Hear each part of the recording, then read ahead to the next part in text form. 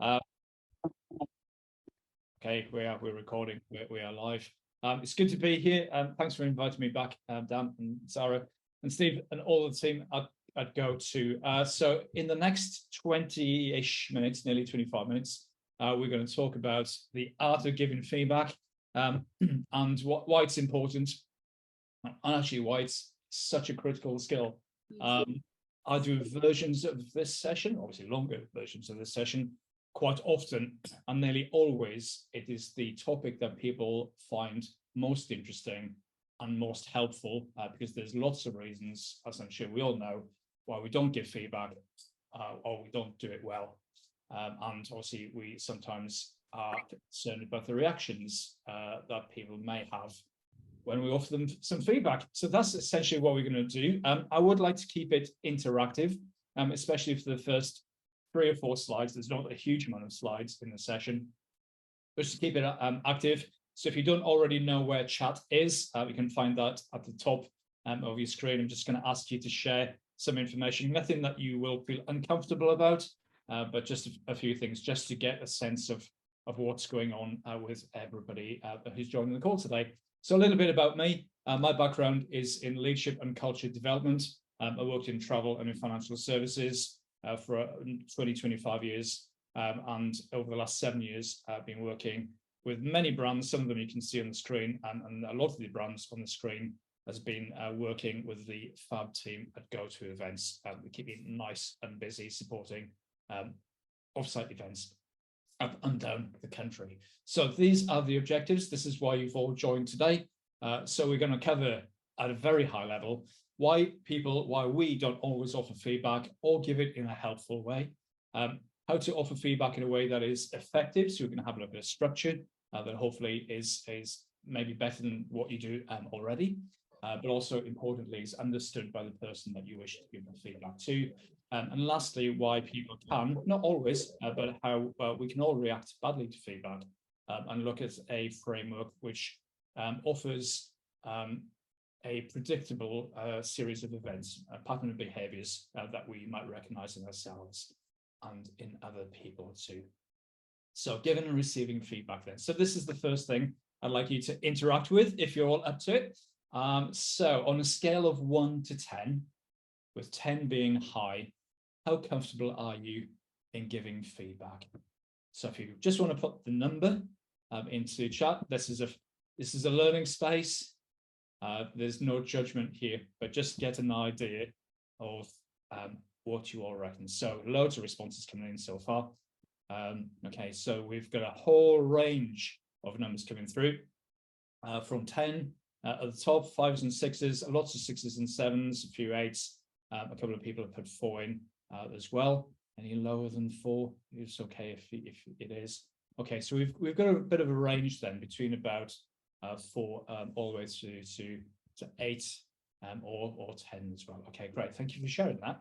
So a lot of people are comfortable in giving feedback, comfortable, assertive enough sometimes. Some people are less so. And of course, it depends on the situation as well, because in high-performing teams, high-performing organizations, everybody should be comfortable giving feedback to everybody, people who work for you, people that you work with, and also up the line as well, giving feedback up the line. And sometimes if I was to ask those guys, then those three areas might be different as well. So you might be less comfortable giving feedback to your boss or to somebody more senior to you in the organization. So that's the first question. The second question, again, on a scale of 1 to 10, how comfortable are you when you receive feedback? Okay, so when you're on the receiving end of feedback, what number would you score yourself on there? And might that be different? So just pop into chat. Okay, great. I love it when we've got an interactive audience. Really, really helpful. So again, we've got a range. And interestingly, there's the range is slightly lower this time around. So we'll have a look at that, why that might be in just a second. So interestingly, some people aren't always comfortable in giving feedback because there could be a whole number of reasons around that. We'll have a look at that in just a second. And actually, how comfortable are we receiving feedback? Sometimes we can see feedback as maybe being a criticism, some kind of attack sometimes, but also when it's really positive feedback, Some people just don't like to receive positive feedback either, which is always quite interesting. Okay, so let's dig around in this a little bit more then. So why don't people always offer feedback or give it in a helpful way?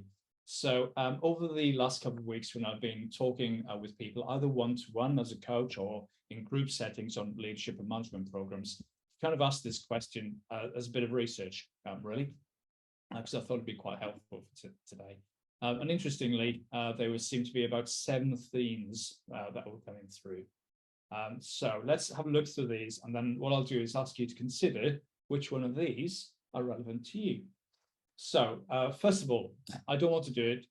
Sorry, I do want to do it, but I don't feel confident that I'll do a great job. I do want to do it, but I don't think I'm skilled enough. I've had bad experiences in the past when I've received feedback from other people, so I don't want to give it myself. People sometimes fear the reaction of the other person. I might embarrass them, even when it's a positive message. Maybe you and another person don't have a really good working relationship, and actually giving some feedback may make that worse.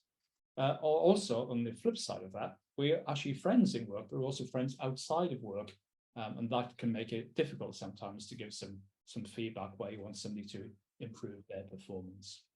So again, if we have a look at these 7 quite typical reasons why we don't always offer feedback or give it in a helpful way, which of these are relevant to you, do you think? So again, no judgment, just choose the numbers, and then so there might be a couple of reasons in there that resonate with you. Pop them into chat, and let's see what the themes are as we come through. Okay, thank you, Joe. Thanks for starting us off. Okay, so a few people are putting a few in. Okay, that's good. So it's good that we can all relate to at least one of those. Just wait a few more moments to see if anything else comes in. Okay, so we can definitely see a few themes. So 4 seems to be quite common. I fear that the reaction, that's not uncommon. The 7th one seems to be quite keen as well. And number 5 as well, I might embarrass them even when it's positive feedback. Okay, cool. So we can all relate to that. So if you are on the session just more than curiosity today, and you're thinking, actually, I do want to improve how I give feedback, think about those numbers that you've just chosen for yourself, and you're thinking, if I could do one thing better, so that might be I want to stop doing something or start doing something, what might that be to help you offer feedback more consistently or more confidently, or in a way that is more helpful to somebody else? That might be just one really quick takeaway from the session already today. So those are some of the reasons why we don't always offer feedback in a helpful way. Let's have a look at how we deliver it, because it's the delivery that is often the challenge. So let's have a look at some common mistakes. So the first one is sometimes the feedback's a little bit vague, or somebody might say, oh, somebody else has told me something about you, so I want to offer you the feedback. Okay, so it's someone else's opinion. We get some Chinese whispers sometimes because we get a version of the truth. Sometimes to make us feel better when we offer feedback to other people, it gets lost in the sugarcoating. So we'll say lots of nice things, and then maybe if there's something negative, and I'll use that word carefully, then we sugarcoat it so it doesn't land as a heavy message. But often that's more about us than it is about the person that we're delivering the feedback to. Sometimes it can be exaggerated, or generalizations like, well, often you do this, or sometimes you do that. Sometimes it goes on for too long, and therefore we go around the houses and don't really get to the point. Or sometimes it's too short, and it can come across as being quite blunt, which is unhelpful. Sometimes it could contain even implied threats, people have said before. Well, if you don't get better at your job, well, who knows what might happen? Yeah, so that's actually really unhelpful way to give feedback, because there's an implied threat within that. And sometimes we don't tend to give feedback where we work, so the culture of feedback isn't there. People aren't used to giving it or receiving it. And often what I hear as well is we tend to criticize more than we compliment. So people think about feedback as more of a telling off, if you like, when we haven't done something well. We don't often get a lot of feedback where we do the job well, because sometimes that's just the expectation. So there's 7 common mistakes across lots of different organizations that I tend to work with. So again, if you were to have a look at those 7 numbers and pop into chat, which are some of the reasons why you may sometimes not give feedback in a helpful way. So let's get into chat and see what everybody's saying.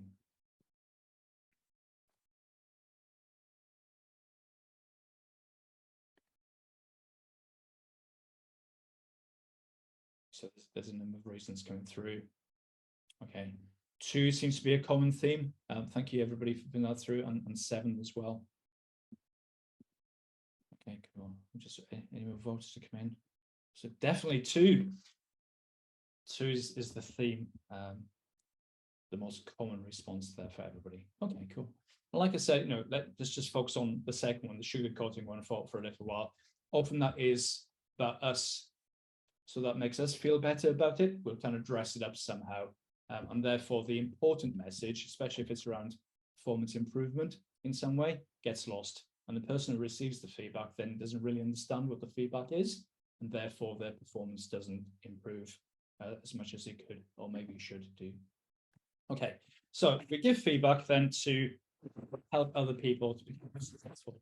So if you think about the jobs that you do now, you probably wouldn't be doing your job now if other people hadn't helped you improve your performance in the past. So the way that I like to see this is I've had loads of feedback in the past. Some of it's been delivered really well. Some of it was a bit clumsy, maybe. Some of it was a bit unhelpful.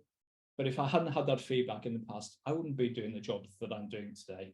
So the way I like to think about this is not necessarily just having feedback, but feed forward and paying forward the feedback. So we help other people to become more successful in their work and potentially in their lives as well.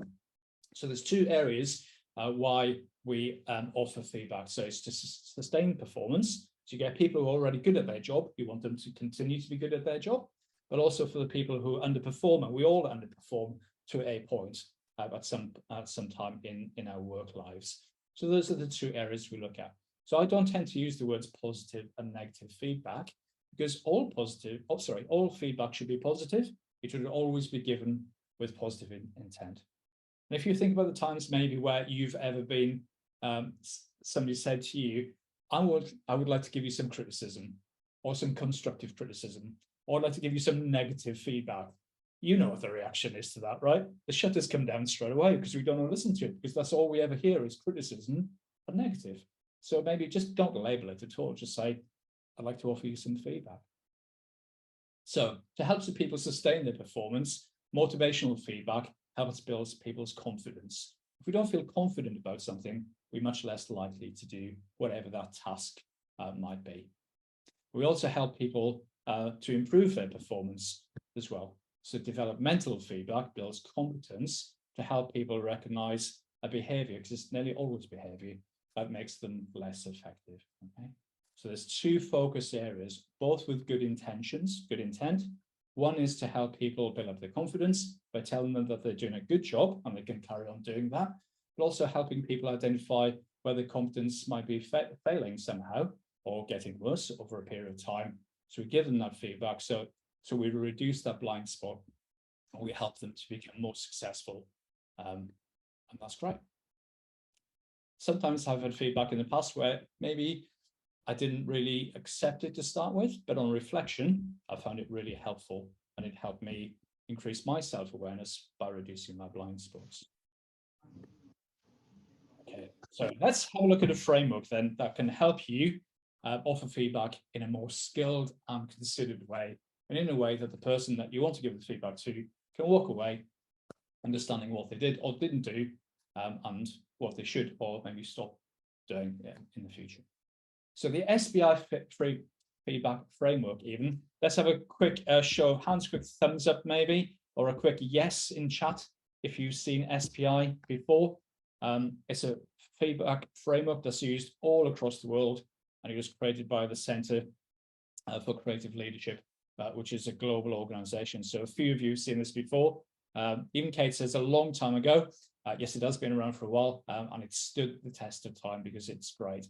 Some of you haven't seen it before, and that's great. So we'll just give you a quick introduction or a reminder around this now. So SBI stands for situation, behavior, and impact. So if we were to break these three areas down, what does this look like? So situation is when we want to give some feedback, whether it's motivational or developmental to people, we think about a very specific situation to give feedback on. Okay?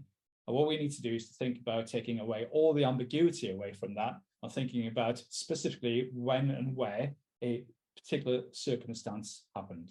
Okay? The second area is around behavior. Behavior is around playing back the behavior that you observed. Okay? Not what somebody else saw or heard, but what you give. Okay? So it's thinking about playing back the situation, only words that you can use to describe what happened in that scenario. And then lastly, and often the bit of feedback that doesn't always happen, is the impact of that, the so what.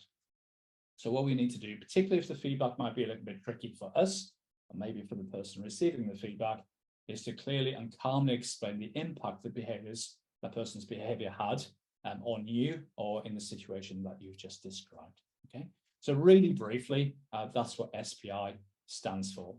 Now, if we were to look at that from a developmental perspective and then a motivational perspective, then hopefully that will help you understand a bit more about the framework. Now, of course, if we're going to do this in a live scenario, or even a session on Teams, we would have lots of practice around this. You can get really, really comfortable with using it. And people do tend to pick it up really, really quickly. And that's the beauty of it. So let's have a look at SPI developmental feedback then. So this is where we want somebody to stop doing something so it minimizes any behavior that helps them be less successful at work. So using the SPI as a framework, let's have a look at a situation. So typically what people might say is, when I saw you earlier. Okay, so that's a bit vague, a bit ambiguous. So if we say in a more helpful way, in the project meeting this morning, and start the conversation that way, then the behavior, something that would be less helpful and maybe a bit judgmental as well, could be you didn't seem ready or willing to be there. What's much more helpful and less judgmental is you arrived late and so you weren't ready for your slot in the meeting. Okay, that is factually correct, and nobody can take that away because that is what happened in this scenario. A less helpful piece around the impact would be you look totally unprofessional, which is a huge judgment statement. Okay, because that is just your perspective on that person's behavior. That is really unhelpful because that then becomes a criticism, and that's how sometimes that the feedback isn't received very well, and it ends up in a bit of a bun fight. What is much more helpful is you seem flustered and embarrassed. The client was confused by the message that you gave. Okay, so that is true. You seemed flustered and embarrassed, and the client was confused, and you know that because the client might have given you that feedback. Okay, so it takes away the heat, it takes away the emotion out of it, and it takes away the judgment out of it as well. So it's much more likely to be received. And then what we can do after the SPI is have a conversation with that individual, say, so what happened? Okay. And then once you've discovered that and you've played around in that area for a while, then we can talk about what can you do to make sure that this doesn't happen again in the future. Okay, because of course there could be any number of reasons why that person was late for that meeting, a work situation, or maybe something outside of work. So it's taking away the criticism, taking away the judgment, and making it safe for you and the person receiving the feedback too. So on the flip side of the coin, if we have a look at SBI from the motivational perspective, so helping people to carry on a behavior that makes them successful, let's have a look at the situation first. So again, less helpful because it's vague earlier today, much more helpful in the project meeting, project update meeting this morning. So of course, the individual knows exactly what that meeting was. You seemed really keen. Okay, again, that's a judgment. Okay, it's a pat on the back. It's praise, but it's not that helpful. You arrived early, you set up the tech, and you welcome other people too. Okay, that is really specific around their behavior. They know exactly what they did. Another judgment statement is like, you're a great team player. And we all would like to hear that kind of thing, but we can't do anything with that feedback. But when we know that your boss or the person giving the feedback says, I was impressed by your desire to make it a success, okay, the fact that you have impressed me, okay, can be a huge motivating factor around that. And then you can finish the statement by saying, thank you for your support. I really appreciate it. what can you do to make future meetings even more successful? Because there's a really good chance that this individual is highly motivated, really good at their job, and wants to be seen to be doing a good job as well. All right, then. and then give everybody the opportunity, then especially like your highest performers, your best people in your team or your business, to start to identify even more areas for improvement. Okay, so that's it. So we've had a look at already why sometimes we don't give feedback, some common mistakes. We've had a look at the framework. We've had to look how to offer feedback by the form developmental, but also in a motivational scenario as well. So the one last thing that we want to share with you today is some predictable behaviors about how all of us may behave to a lesser or greater degree when we are given some feedback. Okay, now this is usually for developmental feedback. If a message isn't given in a constructive way, or it's in clumsy somehow, or maybe we just react badly to some feedback that we've had from other people, even if we know secretly that it's true. So let's have a look at some common mistakes then. So first of all, is denial. So we may actually then deny that what that person is saying is actually true, or we might deny that that scenario didn't even happen at all. So that would be the first stage is denial. Okay, that didn't happen. I didn't do that. It wasn't me. I wasn't there. Those kind of statements. The second area then is maybe a little bit of anger can rise up. So maybe think about to a time when you've been told your work wasn't good enough for whatever reason. Okay, you may have first denied it, and then some anger might rise up because you may feel psychologically that you've been attacked somehow. Maybe your personal reputation, maybe your ego is taking a little bit of a poke. Okay, so the anger can rise up, and that could be just a bit flushed and a bit annoyed, all the way through to something more extreme than that potentially. Once the anger then starts to subside, which can take some time, it can take hours, maybe sometimes days, depending on the individual and the feedback that's given, then hopefully then we start to consider the feedback and what that actually means to our performance. And then lastly, hopefully, when we offer the feedback to other people or when it's been offered to us, we'll get to a point where we accept that feedback. And then we think about it and you think, well, if I do something with the feedback, then that's going to help improve my performance. If I don't do anything with the feedback, then there might be some negative consequences out there too. So as you can see with denial, anger, withdrawal, and acceptance, you might be able to see that as a pattern of behavior in yourselves if you think about previous scenarios. And maybe when you've offered feedback to other people, you can see this kind of process that we tend to go through in other people as well. So that is about a 2-hour or a 2.5-hour session on giving and receiving feedback and some reactions to feedback as well. We've got a little bit of time now.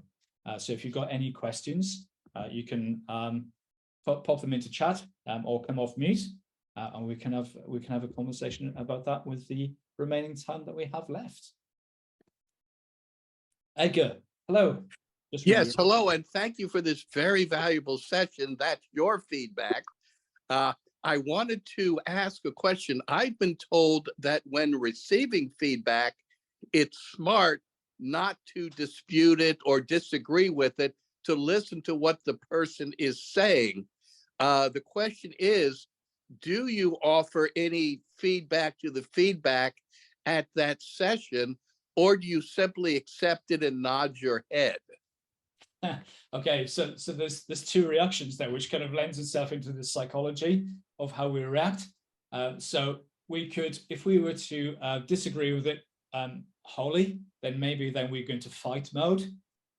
If we decide to completely back down, then maybe we kind of go into flight mode, which is the anger and passive behavior, and neither of those are particularly helpful. I'd agree with you, Edgar, that if we are given some feedback, we listen to it carefully, and then go away and think about it, give it some time to think about it. And then if we agree with it, go back to the person and say, thank you for giving me that feedback. That was really helpful.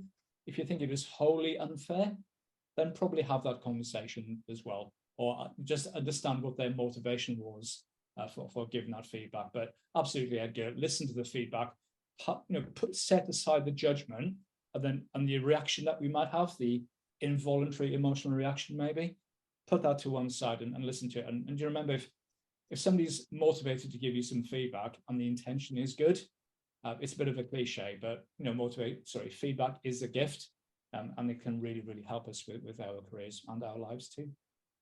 Thank you, Edgar. Thank you. Any other questions from anyone else? I've just noticed a few things have gone into chat. So Mel's asking, is there a difference when feeding back to more senior colleagues? So the beauty of using SBI is the framework can work really well, giving feedback up, across, or down in the structure of the team or the organization that you work with. I think there's some consideration in there as well. It depends on how receptive they are as an individual and maybe what the culture in your organization is like, but there's no reason why this wouldn't work going up with. Mark, I can see you've got your hand up, and I can also see that you've popped something into chat as well. Can you hear me okay?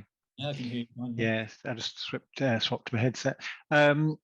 In the model, you mentioned about what you observed. You emphasize that. Sometimes you can't always rely on that. You know, we would get, in my context, we would get student feedback. And I hadn't observed it directly, but I was tackling behaviors in a lecture, say, based on feedback or data from others. And I just wondered, why the emphasis on that? Does that change the approach slightly when you're doing it secondhand? Yeah, absolutely. I was working with one of my clients this week, and interesting, we were talking about this subject, and the conversation we had is that we need to own that feedback. So if you see a behavior that is great or not great in somebody else, but then you have the responsibility to give that feedback. There's some caveat around that about whether you speak to that person's tutor or their line manager, whoever that might be, as a courtesy. That depends on the feedback. But in really good organizations, everybody should be giving feedback to each other, and there should be no fear of consequence around that, or on trying to work across organizational structures and perceived barriers as well. It's really important that we own the feedback, because the intention is good, because we want people to be better at their jobs. So I'm a bit conscious of the time. We've only got about a minute left. I can see that Amber Kirk has put a statement in as well. So how to give feedback to other people in the right way when you've had a bad experience yourself, not letting your own experiences affect you giving feedback in the right way. Yeah, absolutely. I think, Amber, there's an element of once bitten, twice shy, something like that. And sometimes we learn really good behaviors from people at work and outside of work. And sometimes we learn some behaviors that aren't that great and not helpful to us as well.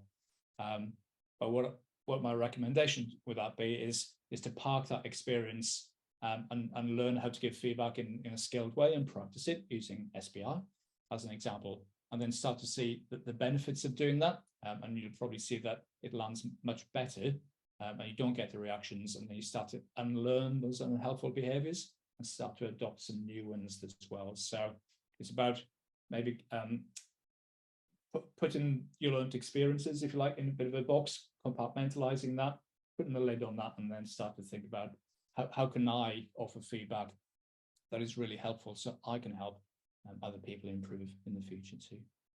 Cool. So that's bringing us up to past. Dan, any closing remarks from you? Oh, Dovro, I just want to say massive thank you, mate. I found that really interesting, even though we have done it before. And I think it's just so important, isn't it, for giving it and receiving it. I'll be honest, I'm not too bad at giving the feedback out, but receiving it, I'm horrific. So there's definitely a lot of work that's needed there to not shut down or take advantage. So I just want to say, obviously, thank you to you for running it. Thanks to everyone for joining. If you want any more information, please do give us an email. We're going to send the slides out. We're going to do everything afterwards that we would normally do. And we're obviously here to help you guys for the future. So thanks ever so much. Thanks, everybody. Have a great weekend. Cheers, Dan. Thank you. Cheers, guys.